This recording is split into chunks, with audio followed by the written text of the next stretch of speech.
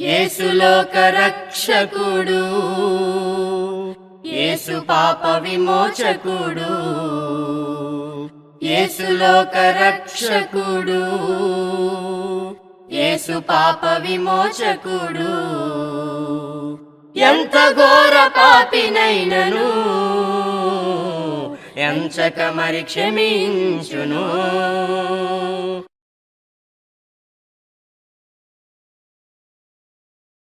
ప్రభునందు ప్రియమైనటువంటి ప్రియ సోదరి సహోదరులకు రక్షకుడైనటువంటి క్రీస్తు యేసు నామములో వందనములు తెలియజేస్తూ ఉన్నాను. దేవుని యొక్క మహాదయని బట్టి, కృపను బట్టి, ఆత్మీయ జీవితమైనటువంటి ఈ ప్రత్యేకమైన కార్యక్రమాల ద్వారా దేవుని గూర్చినటువంటి సంగతులు మనం నేర్చుకోవడానికి దేవుడు మనం ప్రేమించి వ్రాయించినటువంటి పరిశుద్ధ గ్రంథంలో నుండి ఆయా సమయాల్లో కొన్ని సంగతులు మనం నేర్చుకున్నట్టుకు దేవుడు కృప చూపుతున్నారు. దాన్ని బట్టి దేవునికి నేను కృతజ్ఞతలు స్తోత్రాలు చెల్లిస్తూ ప్రేమతో ఈ కార్యక్రమంలో మనం పాలు పొందుటకు దేవుడు చూపిన సహాయాన్ని బట్టి కూడా మరొకసారి ఆయనకి స్తోత్రాలు చెల్లిస్తూ ఉన్నాను. ప్రభునందు ప్రియమైనటువంటి వాళ్ళారా, మరి ఆత్మీయ జీవితమైనటువంటి టీవీ కార్యక్రమాల్లో మీ ఆత్మ రక్షణార్థమై ఆత్మ సంబంధమైనటువంటి సంగతుల్ని మీరు నేర్చుకోవాలని ప్రేమతో మాటలు తెలియజేస్తున్నాను. ఈ సమయంలో ఆత్మీయ ఎదుగుదల అనేటువంటి వాక్య భాగమును గురించి కొన్ని విషయాలు మనము ఆలోచన చేద్దాం. అంటే క్రైస్తవుడు అనగా క్రీస్తుని ధరించుకున్నటువంటి వారు ఆత్మీయంగా ఎదగాలి అనేటువంటి సత్యాన్ని దేవుని వాక్యం మనకి జ్ఞాపకం చేస్తుంది. అపోస్తుడైనటువంటి పౌలు హెబ్రీలో ఉన్నటువంటి సంఘానికి ఈ సంగతులు జ్ఞాపకం చేస్తారు. వాటిని గురించి మనము కొన్ని సంగతులు గమనిద్దాం. హెబ్రీలకు రాసిన పత్రిక 5వ అధ్యాయము 12, 13 వచన భాగములని ఆధారం చేసుకుని కొన్ని సంగతులు మనం నేర్చుకుందాం. క్రైస్తవుడు ఆత్మీయంగా ఎదగాలి అనేటువంటి మాటను గురించి గమనిస్తూ ఉన్నాం. కాలమును బట్టి సూచితే మీరు బాధకులుగా ఉండవలసిన వారి ఉండగా దేవోక్తుల మొదటి మూల పాఠములను ఒకడు మీకు మరలా బోధింపవలసి వచ్చను. మీరు పాలు త్రాగవలసిన వారే కానీ బలమైన ఆహారము తినగలవారు కారు. ఇక్కడ కాలమును బట్టి అనే మాటను మనం చూసినప్పుడు క్రీస్తునందు విశ్వాసులైనటువంటి వారు, ప్రభుని నమ్మినటువంటి పిల్లలు కాలమును బట్టి చూస్తుంటే మీరు బాప్తిసం పొంది ఇన్ని సంవత్సరాలు అయిందంటారు, ఇంత కాలం అయిందని చెప్తారు. కానీ ఆ కాలమును బట్టి చూస్తే మీరు ఎలాగ ఉండాలంటే బోధకులుగా, దేవుని ఉద్దేశములు ఇతరులుగా బోధించేవారుగా మీరు ఉండాలి. కానీ మీరు ఎలా ఉన్నారంటే దేవోక్తులైనటువంటి మూలపాఠాలు మరలా మీకు బోధించవలసినటువంటి పరిస్థితి వచ్చింది. కాబట్టి మీరు ఎలాగున్నారంటే పాలు త్రాగే వాళ్ళే కానీ బలమైన ఆహారము తినగలిగినటువంటి వారు కాదు. 13వ వచనంలో దాని అర్థం చెప్పాడు. మరియు పాలు తాగు ప్రతివాడు శిష్యువే గనుక నీతివాక్య విషయంలో అనుభవము లేని వారై అన్నారు. పాలు తాగే వాళ్ళు ఎవరు? చిన్నపిల్లలు. అంటే మీరు కాలాన్ని బట్టి చూస్తే చాలా సీనియర్స్, నేను బాప్తిసం పొంది ఇన్ని సంవత్సరాలు అయింది అని అంటారు. కానీ మీరు ఎలా ఉన్నారంటే దేవోక్తుల విషయాల్లో మొదటి మూల పాఠాలే మరలా మీకు బోధించవలసి వస్తుంది. ఎందుకనంటే మీరు శిష్యులే, పిల్లలే, పాలు త్రాగేవారే కానీ బలమైనటువంటి ఆహారం తినగలిగినటువంటి వారు కారు. మనకి ఈ సంగతులు తెలుసు. ప్రభునందు ప్రియులారా, పాలు త్రాగే వయసులో పాలు ఇస్తారు. పాలు త్రాగే వయసు అయ్యాక వాళ్ళు పెద్దవాళ్ళు అవుతుంటారు, వాళ్ళకి బలమైనటువంటి ఆహారం పెడుతూ ఉంటారు. కనుక ఇక్కడ ఎదుగుదలను బట్టి ఆహారం మారిపోతూ ఉంటుంది. కానీ ఇక్కడ ఆత్మీయమైనటువంటి ఎదుగుదల ఈ యొక్క దేవుని పిల్లలు ఇక్కడ కనపడలేదని పౌలు హెచ్చరిస్తూ ఉన్నాడు. కనుక ఆత్మీయ ఎదుగుదల అనేటువంటి సంగతిని మనము దేవుని వాక్యం నుంచి కొన్ని విషయాలు ఆలోచన చేద్దాం. వాస్తవంగా దేవుని పిల్లలు ఆత్మీయంగా భౌతికంగా కూడా ఎదుగుతారు అనేటువంటి విషయాన్ని దేవుని వాక్యం మనకు తెలియజేస్తుంది. భౌతికంగా ఎదగవలసిన అవసరం ఉంది, అలాగే ఆత్మీయంగా కూడా ఎదగవలసినటువంటి అవసరం ఉంది. దైవ గ్రంథాన్ని మనము ఆలోచన చేస్తున్నట్లయితే మరి హన్న అనేటువంటి ఒక స్త్రీ తనకి బిడ్డలు లేనందున ఎంతో వేదనతో దుఃఖంతో దేవుని ఆలయమునికి వెళ్ళి ప్రార్థన చేసుకుంది, దేవుని బ్రతిమాలుకుంది, ఒక మురుక్కుబడి కూడా చేసుకుంది. ఏంటంటే నాకు ఒక మగబిడ్డను దయచేస్తే ఆ బిడ్డను మరలా నీ కొరకే నీ సన్నిధిలో నేను పెంచుతాను దేవా అని మొక్కుబడి చేసుకుంది. తను చేసుకున్న విధముగా దేవుడు తన గర్భాన్ని తెరిచాడు, ఒక మగబిడ్డను కన్నది. ఆయనకి సమూయేలు అనేటువంటి నామకరణం చేసింది. ఆ బిడ్డను తీసుకెళ్ళి పాలు విడిచిన వెంటనే, అంటే చిన్న పిల్లవాడి గుండగా పాలు ఇచ్చింది. ఇంకా పాలు విడిచి ఆహారం తినేటువంటి సమయంలో ఆ బిడ్డను తీసుకెళ్ళి దేవుని ఆలయములో ఉంచింది. మరి సమూయేలు అక్కడ దేవుని జ్ఞానములో, దేవుని సన్నిధిలో ఎదిగినటువంటి వాడిగా మనం చూస్తూ ఉన్నాం. సమూయేలు మొదటి గ్రంథము 2వ అధ్యాయం 26వ వచన భాగంలో, బాలుడగు సమూయేలు ఇంకనూ ఎదుగుచు యెహోవా దయందును మనుషుల దయందును వర్ధిల్లుచుండును. దేవుని ఆలయంలో ఉన్నటువంటి సమూయేలు భౌతికంగా ఎదుగుతూ ఉన్నాడు. ఆత్మ సంబంధంగా దేవుని యొక్క దయలోను మనుషుల యొక్క దయలో వర్ధిల్లినటువంటి వాడిగా సమూయేలు గారిని గురించి మనం చూస్తున్నాం. అంటే ఖచ్చితంగా దేవుని సన్నిధిలో దేవుని పిల్లలు ఆత్మీయంగా ఎదుగుతారు అని నమ్మడానికి ఇది ఒక ఆధారం. మరి యేసుప్రభు నమ్మినటువంటి పిల్లలు సంఘానికి వెళుతూ ఉంటారు, దేవుణ్ణి ఆరాధిస్తూ ఉంటారు, దైవ సంబంధమైన అనేక కార్యక్రమాల్లో పాల్పొందుతూ ఉంటారు. కాబట్టి ఈ కార్యక్రమాల ద్వారా వాళ్ళు ఏమవ్వాలంటే ఖచ్చితంగానే ఆత్మీయంగా ఎదగవలసినటువంటి అవసరం ఉంది. అంటే ఎదగడానికి మనకు అవకాశం ఉంది ఖచ్చితంగా. అక్కడ సమూయేలుని దేవుని ఆలయంలో తల్లి విడిచిపెట్టి వెళ్ళినప్పుడు ఆ చిన్న బిడ్డగా ఉన్నటువంటి వాడిని విడిచిపెట్టింది. ఆయన పెద్దవాడు అవుతూ ఉన్నాడు, భౌతికంగా పెద్దవాడు అవుతున్నాడు, ఆత్మీయంగా దేవుళ్ళు పెద్దవాడు అవుతున్నాడు. ఆయన ఎదుగుదల మనం చూస్తున్నాం. అలాగే సంఘములో బాప్తిసం పొందినటువంటి పిల్లలు వాళ్ళ కాలమును బట్టి చూస్తే ఎలా ఉండాలంటే వాళ్ళు ఎదుగుదల అనేటువంటిది కనపడాలి. అది ఎదగడానికి అవకాశం ఎక్కడుందంటే సంఘము ద్వారా బిడ్డలో దేవుని యొక్క దయలో, దేవుని జ్ఞానములో ఆత్మీయంగా ఎదిగేటువంటి అవకాశం ఉంది అనేటువంటి సత్యాన్ని దేవుని వాక్యం మనకి ఇక్కడ జ్ఞాపకం చేస్తుంది. అయితే క్రైస్తవులు ఆత్మీయంగా ఎదగాలి అని దైవ గ్రంథం మనకు చాలా స్పష్టంగా జ్ఞాపకం చేస్తుంది. దేవుని యొక్క వాక్యం నుండి కొన్ని విషయాలు మనము ఆలోచన చేద్దాం. ఎఫెసీ పత్రిక 4వ అధ్యాయం 15వ వచన భాగంలో, ప్రేమ కలిగి సత్యము చెప్పుచు క్రీస్తు వలె ఉండటకు మనము అన్ని విషయములలో ఎదగాలి. ప్రభునందు ప్రియులారా, ఇక్కడ ఈ వాక్య భాగాన్ని మనం గమనించినట్లయితే ప్రేమ కలిగి సత్యమును చెప్పాలి. ఈ లోకంలో దేవుని పిల్లలు ప్రేమ కలిగినటువంటి వారుగా లోకమునకు సత్యమును చెప్పేవారుగా ఉండాలి. అంత మాత్రమే కాదు, మరి క్రీస్తు వలె ఉండటకు, ప్రభు నమ్మని పిల్లలు ఎలా ఉండాలంట? క్రీస్తు వలె ఉండటకు మనము అన్ని విషయములలో ఎదగాలి. ఇక్కడ ఎదగవలసింది ఎక్కడ? భౌతికంగా ఎదుగుదల ఎలాగ ఉంటుంది, కానీ ఇక్కడ ఎదగవలసింది ఏంటంటే ఆత్మ సంబంధమైనటువంటి ఎదుగుదల. ఏంటి ఆత్మ సంబంధమైన ఎదుగుదల? క్రీస్తు వలె ఉండుటకు. క్రీస్తు ఎలా ఉన్నాడు ఈ భూమి మీద జీవించిన దినాల్లో? ఆయన జీవితం యొక్క వివరణ మనం చూడాలి. సువార్తలు మనము చదివినప్పుడు సువార్తల్లో యేసు ప్రభు యొక్క జీవితం మనకు చాలా స్పష్టంగా తెలియజేయబడుతుంది. ఆయన జీవితాన్ని మనం గమనిస్తాం. కనుక ప్రభు జీవితంలో ఏం చూస్తాం? మనము ప్రార్థనా జీవితాన్ని చూస్తాం. ప్రభువులు ఏం చూస్తాం? ఆయన ప్రేమ కలిగినటువంటి వాడిగా చూస్తాం. ఇంకా ఆయనలో ఏం చూస్తాం? సాత్వికుడిగా చూస్తాం. ఇంకా ఏం చూస్తాం? దీన మనసు కలిగినటువంటి వాడిగా చూస్తాం. కాబట్టి ప్రభు దగ్గర అనేకమైనటువంటి గుణాలు ఉన్నాయి.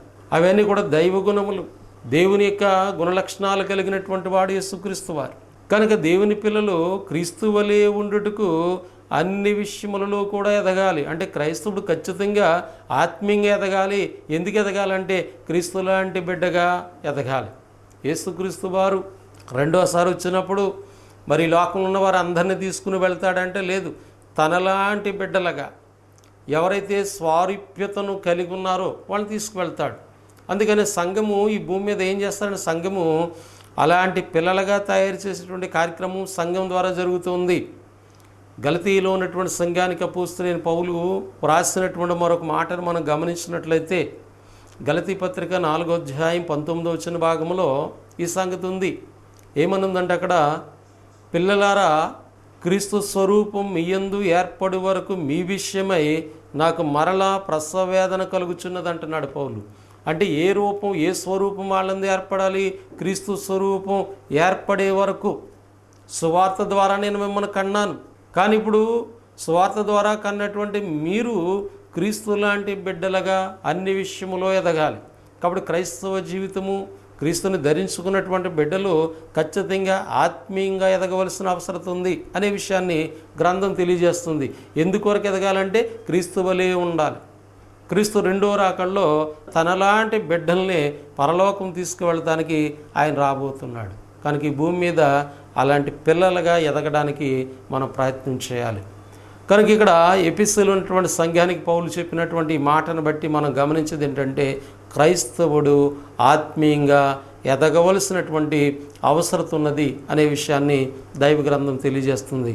కాబట్టి రెండవదిగా మనము ఆలోచన చేద్దాం, ఎందుకు ఎదగాలి అనేటువంటిది కొన్ని విషయాలు మనము గమనిద్దాం. ముందుగా గలతీ పత్రిక 3వ అధ్యాయం 3వ వచన భాగంలో అపోస్తుడైనటువంటి పౌలు గారు మరొక సంగతిని గుర్తు చేస్తున్నాడు. అంటే క్రైస్తవులు ఎదగాలి అనడానికి మరొక మాట ఆయన గుర్తు చేశారు. మీరింత అవివేకులైతిరా. గలతీలో ఉన్న సంఘస్థులు ఎలాగైపోయారంట? అవివేకులైపోయారు. వాస్తవంగా ప్రశ్న వేస్తాడండి అక్కడ, అవివేకులైతిరా అని ప్రశ్న వేయబడింది. క్రీస్తునందున్నటువంటి పిల్లలు అవివేకుల వివేకుల? క్రైస్తవుడు వివేకము కలిగిన వాడు, మంచి చెడ్డని వివేచించేవాడు, దేవుని యొక్క ఉద్దేశాలను గుర్తించేవాడు. దేవుడు ఈ భూమి మీద ఉన్నటువంటి మానవులందరినీ కూడా పరిశీలన చేస్తున్నాడంట ఆయన. కీర్తన గ్రంథం 14:2 మనం చూస్తాం, వివేకము కలిగి దేవుణ్ణి వెతుకువారు కలరేమో అని దేవుడు నరులను ఆకాశము నుండి పరిశీలిస్తున్నాడు. అంటే వివేకము దేవుణ్ణి ఎతికేటట్టు చేస్తుంది, దేవుడు ఏమై ఉన్నాడో తెలుసుకునేటట్టు చేస్తుంది, దేవుని యొక్క ఉద్దేశం ఏమై ఉన్నదో తెలుసుకునేటట్టు చేస్తుంది. కనుక వివేకము కలిగి దేవుని వెతుకువారు కలరేమో అని దేవుడు ఆకాశము నుండి నరులను పరిశీలిస్తున్నాడు. కాబట్టి క్రైస్తవుడు దేవుణ్ణి వెతికేవాడిగా ఉండాలి, వివేకం కలిగిన వాడు. యేసుక్రీస్తు వారు ఈ లోకానికి వచ్చి మనకి వివేకము అనుగ్రహించారని కూడా దైవ గ్రంథం తెలియజేస్తుంది. యోహాను మొదటి పత్రిక 5వ అధ్యాయము 20వ వచన భాగంలో, మనము సత్యవంతుడైన వాని ఎరుగువలనని దేవుని కుమారుడు వచ్చి మనకు వివేకం అనుగ్రహించి ఉన్నాడని ఎరుగుదము. దేవుడి కుమారుడు వచ్చి మనకేమిచ్చాడంట? వివేకం ఇచ్చాడు. వివేకం ద్వారా దేవుని వెతుకుతాం, దేవుడు ఏమై ఉన్నాడో తెలుసుకుంటాం, దేవుడు ఆలోచన ఏంటో తెలుసుకుంటాం, దేవుని కొరకు ఎలాగ ఉండాలో మనం తెలుసుకుంటాం. కనుక ఇక్కడ గలతీలో ఉన్నటువంటి సంఘానికి పౌలు హెచ్చరిస్తున్నాడు, మీరు అవివేకులైతిరా. వివేకులుగా ఉండాలి క్రైస్తవుడు, కానీ మీరేమయ్యారు? అవివేకులైతిరా. ఎందుకు అవివేకులైపోయారు వీళ్ళు? మొదట ఆత్మానుసారముగా ఆరంభించి ఇప్పుడు శరీరానుసారముగా పరిపూర్ణులవుతారా. మొదట మీ క్రైస్తవ జీవితము ప్రారంభం ఎలాగుంది? ఆత్మానుసారంగా ఉంది. ఇప్పుడు మరి ముగింపుకి ఎలాగొస్తున్నారు? మీరు శరీరానుసారంగా వచ్చేస్తున్నారు. ఇదేమన్నా మరి వివేకం కలిగిన వారు చేసేవారి పనేనా? అవివేకులు చేసే పని. ఎందుకని? మీరు ఆత్మానుసారంగా ప్రారంభించారు, కానీ ఇప్పుడు ఎలా ముగిస్తున్నారు? మీ జీవితాల్ని శరీరానుసారంగా ముగిస్తున్నారు. క్రైస్తవ్యము లేదా క్రీస్తునందు ఉన్నటువంటి పిల్లలు యేసుక్రీస్తులో రక్షణ పొందిన దేని కొరకంటే ఆత్మరక్షణ కొరకు బాప్తిసం పొందాం. ఈ రక్షణని ఎంతవరకు మనం కొనసాగించుకోవాలంటే మరణించే వరకు కూడా నమ్మకంగా ఉండాలి. కాబట్టి మరణం తర్వాత మన యొక్క ఆత్మ క్రీస్తు రెండో రాకడలో ఆ రక్షణ యొక్క ఫలమును పొందుతుంది. ఆ రక్షణ ఫలం ఏంటంటే ఆత్మ నరకం వెళ్ళకుండా నిత్యము దేవునితో ఉండేటువంటి పరిస్థితి ఉంది. కనుక ఇక్కడ గలతీ ఉన్నటువంటి సంఘం యొక్క స్థితిని మనం ఆలోచన చేసినట్లయితే పౌలు అంటున్నాడు, మీరు ఇంత అవివేకులైపోయారా. మొదట మీరు ఎలాగ ఆరంభించారు? ఆత్మానుసారంగా ఆరంభించారు. ఇప్పుడు ముగింపుకు వచ్చేసరికి మీరు ఎలాగ ఉంటున్నారు? శరీర సంబంధులుగా ఉంటున్నారు. కాబట్టి క్రైస్తవ్యము ఆత్మీయంగా ఎదగవలసిన అవసరం ఉంది. కాబట్టి మేము ఆత్మరక్షణ కొరకు బాప్తిసం పొంది సంఘంలోకి వచ్చాము. మళ్ళీ మనం మరణించే వరకు కూడా ఆత్మ సంబంధులుగానే జీవించాలి. అందుకే మన మరణం ఎలాగ ఉండాలంటే విశ్వాసంతోనే మన ముగింపు ఉండాలి. హెబ్రీ పత్రికలో మనం విశ్వాసుల యొక్క జీవితాలని గమనించినట్లయితే వాళ్ళు మరి మరణించేటప్పుడు కూడా విశ్వాసం కలిగినటువంటి వారుగా చూస్తూ ఉంటాం. కనుక ఈనాడు అనేక మంది జీవితాలను మనం గమనించినట్లయితే ప్రారంభంలో చాలా భక్తిగా విశ్వాసంగా ఉంటారు, కానీ ఆ సమయం గడిచే కొద్దీ వాళ్ళ యొక్క జీవితాలు ఎలాగ ఉంటాయంటే మళ్ళీ శరీర సంబంధంగా వెళ్ళిపోతూ ఉంటారు, శరీర సంబంధాలుగా జీవిస్తూ ఉంటారు. కాబట్టి అది ఎంతమాత్రము దేవునికి ఇష్టమైంది కాదు. అది క్రైస్తవ జీవితంలో ఆత్మీయంగా ఎదిగేటువంటి గుణము కాదు అనే విషయాన్ని మనం గమనించాలి. ఎఫెసీ పత్రిక 4:15 మొదటి మాటగా మనము ప్రేమ కలిగి సత్యం చెప్పుచు క్రీస్తు వలె ఉండుటకు మనం అన్ని విషయాల్లో కూడా ఎదగాలి అనే విషయాన్ని గమనించాము. రెండవదిగా గలతీ పత్రిక 3:3 నుంచి మనం ఆలోచన చేస్తాము. క్రైస్తవ జీవితం అనేటువంటిది మొదట ఆత్మానుసారంగా ఆరంభించాము కాబట్టి ముగింపు కూడా ఆత్మానుసారంగానే ఉండాలి. అంటే క్రైస్తవుడు మరణించే వరకు కూడా ఆత్మీయంగా జీవించవలసినటువంటి జీవితము, ఆత్మీయంగా ఎదగవలసినటువంటి అవసరం ఉందనే సత్యాన్ని దేవుని వాక్యం ద్వారా మనము గమనించాం. అసలు క్రైస్తవ జీవితము ఆత్మ సంబంధమైనది అనేటువంటి విషయాన్ని దేవుని వాక్యం మనకు తెలియజేస్తుంది. కొరింథీయులకు రాసినటువంటి మొదటి పత్రిక 3వ అధ్యాయము 1వ వచన భాగంలో అపోస్తలుడైనటువంటి పౌలు కొరింథీలో ఉన్నటువంటి క్రైస్తవులతో మాట్లాడుతూ ఈ మాట చెప్పాడు. సహోదరులారా, ఆత్మ సంబంధులైన మనుషులతో మాట్లాడినట్టు. అంటే క్రైస్తవులు ఎవరు? ఆత్మ సంబంధులు. కనుక క్రైస్తవ జీవితము ఆత్మ సంబంధమైనది. ఆత్మ సంబంధమైనటువంటి ఎదుగుదల క్రైస్తవ జీవితంలో అవసరము అనేటువంటి విషయాన్ని మనకి దేవుని యొక్క వాక్యము జ్ఞాపకం చేస్తూ ఉన్నది. ఇంకా క్రైస్తవ జీవితాన్ని మనం ఆలోచన చేస్తున్నప్పుడు పేతురు రాసిన 2వ పత్రిక 3వ అధ్యాయము 18వ వచన భాగంలో మన ప్రభువును రక్షకుడైన యేసుక్రీస్తు అనుగ్రహించు కృపయందును జ్ఞానమందును అభివృద్ధి పొందండి అనే మాట ఉంది. క్రైస్తవులు దేవుడు అనుగ్రహిస్తున్నటువంటి కృపయందును జ్ఞానమందును, ఇది ఖచ్చితంగా ఆత్మ సంబంధంగా అభివృద్ధిని గురించి మాట్లాడుతూ ఉన్నాడు. క్రైస్తవ జీవితము దేవుని కృపలో అభివృద్ధి చెందాలి, దేవుని జ్ఞానములో అభివృద్ధి చెందాలి. కాబట్టి ఆత్మీయంగా దేవుని కృపయందును దేవుని జ్ఞానమందును క్రైస్తవ జీవితం ఆత్మీయంగా ఎదగవలసినటువంటి అవసరతను గురించి పరిశుద్ధ గ్రంథం తెలియజేస్తుంది. అట్లనే పేతురు రాసినటువంటి మొదటి పత్రిక 2వ అధ్యాయము 3వ వచన భాగాన్ని చూసినట్లయితే, మరి క్రీస్తునందు మనం బాప్తిస్మ పొందినటువంటి పిల్లలు, శిష్యులు, వారు రక్షణ విషయములో ఎదుగుటకు వాక్యం అనేటువంటి పాలను అపేక్షించాలని గ్రంథం చెప్తుంది. క్రైస్తవుడు రక్షణ విషయంలో ఎదగాలి. రక్షణ దేనికి సంబంధించినటువంటిది? ఆత్మకు సంబంధించినటువంటిది. కనుక క్రైస్తవ జీవితం ఖచ్చితంగా ఆత్మీయంగా ఎదగాలి అనడానికి ఒక 4-5 కారణాలను మనము గ్రంథము ద్వారా గమనించాం. మరి క్రైస్తవ జీవితము ఆత్మీయంగా ఎదగట్లేదు అంటే దానికి కారణం ఏంటో కూడా మనకు అర్థం అవ్వాలి. ప్రభునందు ప్రియులారా, భౌతికంగా మన బిడ్డలు ఎదగట్లేదు అనుకోండి, ఎందుకు ఎదగట్లేదు అనేటువంటి విషయాన్ని మనం గమనిస్తాం. బిడ్డలను పరిశీలిస్తూ ఉంటాం, వాళ్ళు ఎందుకు ఎదగట్లేదు. ఎదగకపోవడానికి కొన్ని కారణాలు ఉంటాయి. అవి వైద్యుల ద్వారా, పరీక్షల ద్వారా మనం తెలుసుకుని వాటికి పరిష్కారాన్ని చూసుకుంటాం. ఆ బిడ్డలు ఎదగడానికి సహకారులుగా తల్లిదండ్రులు ఉంటారు. అలాగే దేవుని పిల్లలైనటువంటి మనము, క్రీస్తునందు ఉన్నటువంటి మనము ఖచ్చితంగా ఆత్మీయంగా ఎదగాలి. ఎదగట్లేదంటే ఏవో కొన్ని కారణాలు ఉన్నాయి. ఆ కారణాలు ఏంటి అనేటువంటిది మనము దేవుని యొక్క వాక్యం ద్వారా ఆలోచన చేద్దాం. క్రైస్తవుడు ఎదగకుండా ఉండటానికి కారణం ఏంటంటే పాపము అనేటువంటి విషయాన్ని గమనించాలి. ఇది చాలా మనకి ఇబ్బందికరంగా ఈ మాట ఉండొచ్చు. మరి అపోస్తులు రాసినటువంటి పత్రికల్లో కొన్ని విషయాలు మనం గమనించగలుగుతాం. యోహాను మొదటి పత్రిక 1వ అధ్యాయం 8వ వచన భాగంలో మనము పాపము లేదని చెప్పుకుని ఎడల మనమే మోసపుచ్చుకుందాము. అంటే ఖచ్చితంగా నాకు పాపం లేదు అని మనం అనుకుని మరి పాపకార్యాలు మనం జీవించినట్లయితే మనం ఏమవుతామంటే ఎదగలే. కనుక క్రైస్తవ జీవితము ఆత్మీయంగా ఎదగకుండా ఉండడానికి కారణాలని మనము గమనిస్తున్నాం. అందులో మొదటి సంగతిని మీకు నేను ప్రేమతో తెలియజేయాలని ఆశపడుతున్నాను. మొదటి సంగతి ఏంటంటే విశ్వాస విషయములో, అంటే మన విశ్వాసము పాపము లేనటువంటిదిగా ఉండాలి. విశ్వాసము పాపము లేనటువంటిదిగా ఉండాలా?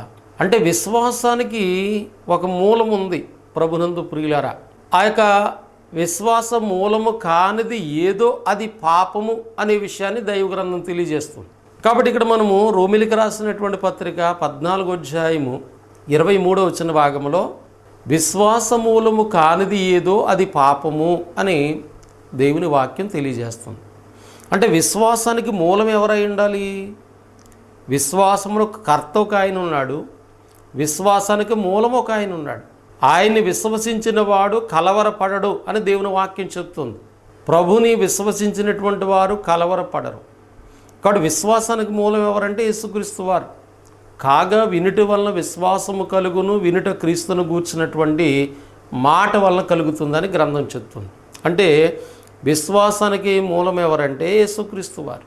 ఆయన గూర్చినటువంటి సువార్తను విని విశ్వసించి రక్షించబడ్డం వారు విశ్వాసులు. కానీ విశ్వాసానికి మూలం కానిదేంటి? మానవ కల్పితములు. కొరింథీయులకు రాసినటువంటి మొదటి పత్రిక 2వ అధ్యాయము 5వ వచన భాగంలో పౌలు గారి ద్వారా ఈ మాట తెలియజేయబడింది. మీ విశ్వాసము మనుషుల జ్ఞానమును ఆధారము చేసుకొనక. మీ విశ్వాసము ఎవరిని ఆధారం చేసుకోకూడదు? మనుషుల యొక్క జ్ఞానమును. మీ విశ్వాసము మనుషుల యొక్క జ్ఞానమును ఆధారం చేసుకోకూడదు. దేవుని శక్తిని ఆధారం చేసుకోవాలి. దేవుని శక్తి, దేవుని వాక్యము, దేవుని శక్తి సువార్తలో ఉంది. కనుక మీ యొక్క విశ్వాసము సువార్తను ఆధారం చేసుకుని ఉండాలి, లేదా మీ విశ్వాసము దేవుని వాక్యమును ఆధారం చేసుకుని ఉండాలి. కానీ మనుషుల యొక్క పద్ధతులను బట్టి, మనుషుల యొక్క ఆలోచనలను బట్టి మీ విశ్వాసం ఉండకూడదు. అలాగుంటే మీ విశ్వాసం మూలం ఏమవుతుందంటే పాపం. విశ్వాసం మూలం కానిదేదో అది పాపం. నీ యొక్క విశ్వాసమే సరైనదిగా లేనప్పుడు నువ్వేం చేయలేవంటే నువ్వు దేవునిలో ఆత్మీయంగా ఎదగలేవు. కాబట్టి నేను పరిశీలన చేసుకోవాలి, మీరు పరిశీలన చేసుకోవాలి. నేను దేవునిలో ఆత్మీయంగా, క్రీస్తులో ఆత్మీయ ఎదుగుదల నాకు కావాలంటే నా విశ్వాసం ఎలాగ ఉండాలంటే దేవుని శక్తిని ఆధారం చేసుకుని ఉండాలి. విశ్వాసానికి కర్త అయినటువంటి యేసు వైపు నా విశ్వాస జీవితాన్ని, ఈ క్రైస్తవ జీవిత పరుగుని నేను కొనసాగించాలి అనే సత్యాన్ని మనం గుర్తించాలి. కనుక మొదటి మాట మీకు ప్రేమతో తెలియజేస్తున్నాను. విశ్వాసము ఎలా ఉందో మనం పరీక్షించుకోవాలి. దీని గురించి పరిశుద్ధ గ్రంథములు ఎన్నో సంగతులు ఉన్నాయి. మీరు విశ్వాసం గలవారై ఉన్నారో లేదో మిమ్మల్ని మీరే శోధించుకోండి, మిమ్మల్ని మీరే పరీక్షించుకోండి. కాబట్టి మీ విశ్వాసం ఎలాగుంది? దేవుని శక్తిని ఆధారం చేసుకునుందా? దేవుని సువార్తను ఆధారం చేసుకునుందా? దేవుని వాక్యాన్ని ఆధారం చేసుకున్న విశ్వాసం ఉందా? నేను యేసుక్రీస్తు యొక్క సువార్తను వినడం ద్వారా విశ్వాస అయ్యానా, లేదా మానవులు కల్పించినటువంటి పద్ధతులను బట్టి నాకు విశ్వాసం ఏర్పడిందా? ఒకవేళ మానవ కల్పితమైనటువంటి పద్ధతులను బట్టి నాకు విశ్వాసం ఏర్పడితే అది పాపము. కానీ పాపం ద్వారా నేను ఏం చేయలేనంటే ఆత్మీయంగా ఎదగను. పాపం ఏం చేస్తుంది? దేవునికి దూరం చేస్తుంది. పాపం ఏం చేస్తుంది? మనిషిని దేవునికి దూరం చేస్తుంది. నువ్వు దేవునికి దూరం అయినప్పుడు దేవునిలో దేవుని పిల్లలకి ఎలాగ ఎదగలుగుతావు? సమూయేలు గురించి మనం చూసాం. సమూయేలు ఎక్కడుంటే ఎదిగాడు? దేవుని సన్నిధిని, దేవునితో ఉంటే ఎదిగాడు. కాబట్టి ఆదాము అవ జీవితాన్ని కూడా మనం చూస్తాం. వాళ్ళు దేవునికి ఎప్పుడైతే పాపం చేస్తారో పాపం ఏం చేస్తుంది? దేవునికి వాళ్ళకి ఎడబాటు తీసుకొచ్చేస్తుంది. దూరం అయిపోయారు వాళ్ళు. కనుక క్రైస్తవ జీవితంలో ఆత్మీయంగా ఎదగకుండా ఉండడానికి పాపం అనేటువంటిది ఒక కారణము.